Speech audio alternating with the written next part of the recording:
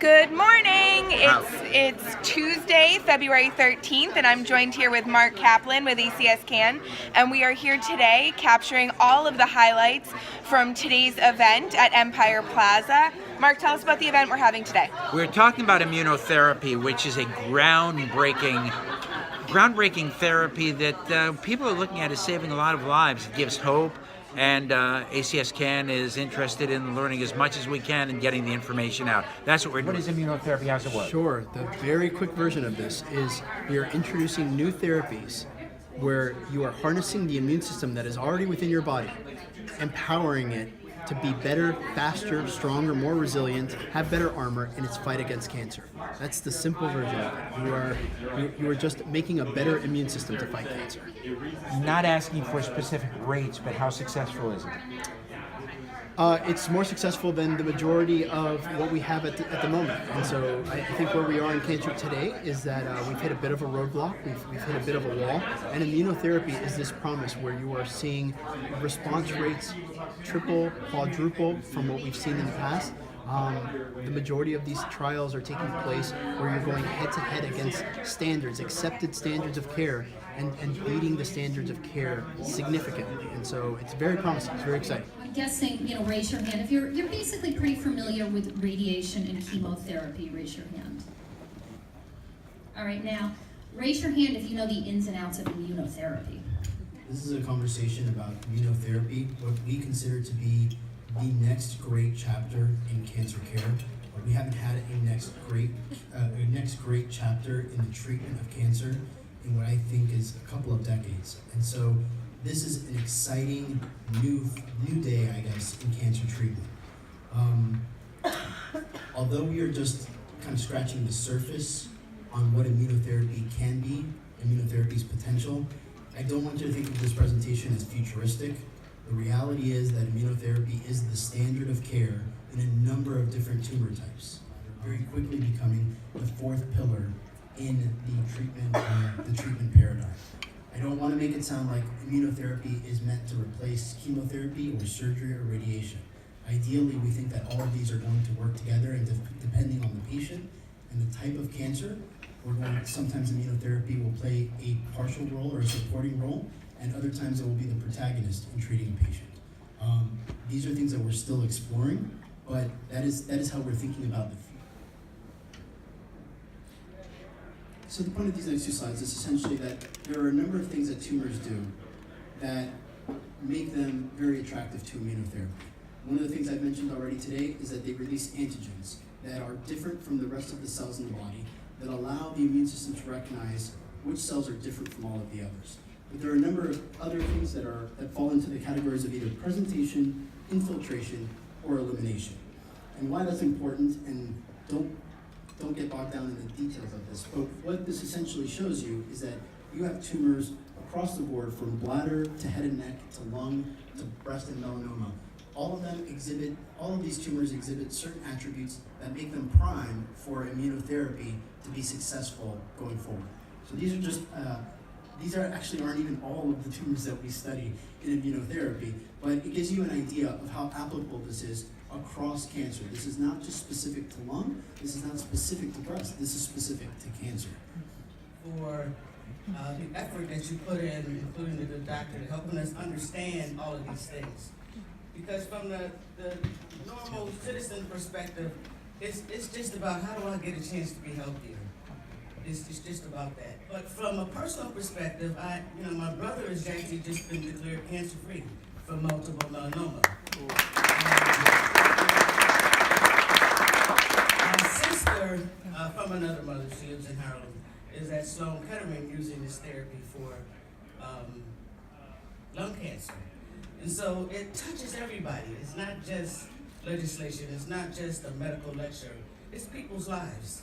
And so again, I want to honor you for the work that you all put in making sure that people's lives can get better as it relates to their health. We are patient advocates first and foremost, and it's so exciting what's going on with immunotherapy and other things. Some of you are aware my own wife was diagnosed not too long ago, and she is doing a chemo regimen at Memorial Sloan that didn't even exist a year ago. So not only in immunotherapy, but in so many other ways of treating cancer, are there exciting new horizons that we are just broaching the tip of. And I have to say that in the 90s, in addition to being our lobbyist in Hartford, I also was in charge of our researcher relations in Connecticut back in the old days. And we had 36 researchers in Connecticut between Yale and a couple other places. And so I got to know these folks, and they are traditionally very, very conservative, and they don't get excited a lot. But in the last year or so, I've seen, and you can tell that this gentleman is kind of the same way, but you can sense the excitement that they are feeling because of all the immense possibilities that are on the horizon. So those of us who really have family and relative and don't have relative family, who are suffering or know someone from this, they call it the killer, but I think we're going to kill him. We're going to kill the cancer. I think that's what we're going to do. We're going to kill the cancer. And I'm very optimistic about it. We're talking to Assemblywoman Crystal Peoples-Stokes from Buffalo at the immunotherapy event. And Assemblywoman Peoples-Stokes, why are you here? Well, I'm here because I had the honor, I think, and the pleasure to carry the legislation that would make it easier for people to get access to drugs like this. So it's my pleasure to be here, and I'm also here because I think this is some of the most important work we could be doing. Cancer, as you know, being heading the organization, is a horrible thing that impacts so many people's lives. Doesn't matter where you live, what your income is, what your ethnicity is. Cancer is impacting families. So to support the work that you all are doing to get that, to end that, it's a pleasure for me to do that. And it's not just the... I'm Mark Kaplan for ACS Can, and we are here at the immunotherapy event at the Empire State Plaza.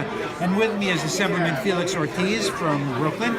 Assemblyman Ortiz, why are you here? Well, I'm here because the cancer impacts everyone, disregarding of their race, origin, and ethnicity. And also, I would like to say that my father suffered from colon cancer, my niece is suffering from breast cancer, and my sister is suffering from lung cancer as we speak. So I think this informative conference that you held here today will give me more information about what is immunotherapy and how can best be used to my constituents. Empire State Plaza with Senator Sue Serino. She's from Hyde Park. And welcome, Senator. Why are you here? Thank you very much. I'm here to talk about our mid-year formulary bill. There are a lot of things in life that we say are no-brainers, and I believe that this is one of those things. This is where you have a contract. Many of us, probably all of us, know somebody that's had cancer, and when you have a medication that is working for you, typically you will pick your health insurance company around the availability of that medication that they're going to cover. And this bill would protect the people that are taking the medication, that they'll be able to stay on it for the year contract that they signed. We're talking to Dave Woodmansee. He's from ACS Can, and he's the Director of State and Local Campaigns. At the event about immunotherapy, Dave, why are you here, and why is immunotherapy such an important topic? Well, immunotherapy is a very important topic at this moment because there are some very exciting developments that are happening in regard to that specific way of looking at treating cancer. There's been such an air of excitement among researchers in particular who are working in this field. And then what is going to happen as they start perfecting this way of treating cancer is it's going to be incumbent on us, those of us that work on behalf of patients, as patients advocates, it's going to be incumbent on us to make sure that people can afford and can access those medications that are life-saving medications, and that bring a whole set of new and easier regimens than traditional chemotherapy that we've known. It's a win-win for patients, and we just have to make sure that they can access it and that they can afford, because it's not going to be cheap, it's cutting edge, but it is a much better way of treating cancer than we have known for the last 40 and 50 years. Our guest now at the immunotherapy event here at the Empire State Plaza, and I'm Mark Kaplan from ACS Can, is Scott Baker. Scott Baker is a 4-time cancer survivor. Scott, you were touched by immunotherapy. I was. Ever since my second cancer, it wasn't available in 1999 when I was first diagnosed. It became available when I recurred in 2006. And then I went through cancer 3 more times, and every time immunotherapy was an important part of the regimen. So important that it was always delivered first before chemotherapy, and when I had brain cancer, I got immunotherapy on my weeks off from chemotherapy, so it was constant. In 2008, I had maintenance immunotherapy for an entire year with the goal of keeping me in remission. So it's been an important part. The big thing about it is, for me, I think it gave me a better quality of life.